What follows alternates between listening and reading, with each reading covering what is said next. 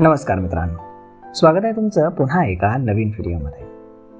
मित्रांनो, बॉलिवूडमधील सुंदर अभिनेत्रींपैकी एक अभिनेत्री म्हणजेच मनीषा कोइराला प्रेमामध्ये फसवणूक होऊन तिनं लग्न केलं आणि लग्न अयशस्वी झाल्यानंतर ती पूर्णपणे तुटली.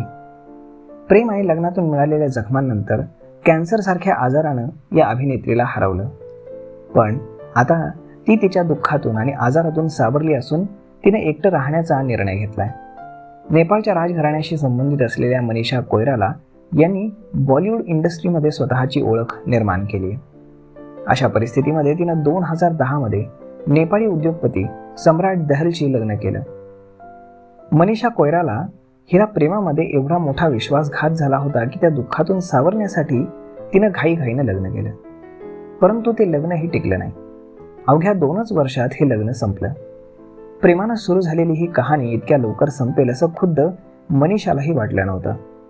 एका मुलाखतीमध्ये अभिनेत्रीनं आपल्या भावना उघडपणे व्यक्त केल्या होत्या आणि तिनं घटस्फोटासाठी दिलेल्या कारणावरनं प्रत्येकानं काही ना काहीतरी शिकायला नक्कीच हवं.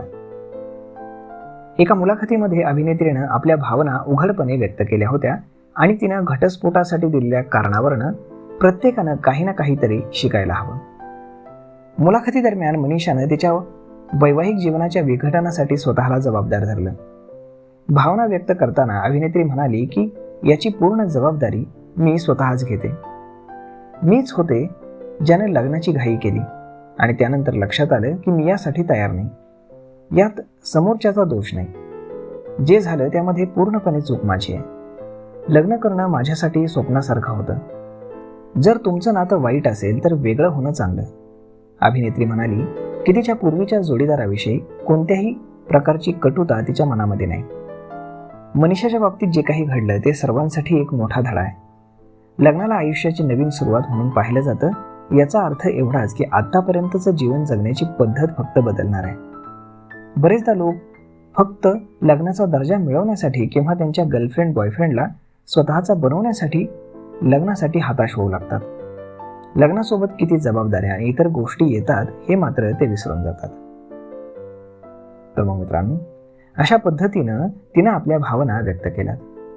यावर तुम्हाला काय वाटतं हे तुम्ही आम्हाला कमेंट करून नक्कीच सांगा.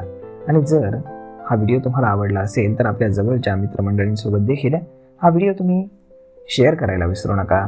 धन्यवाद.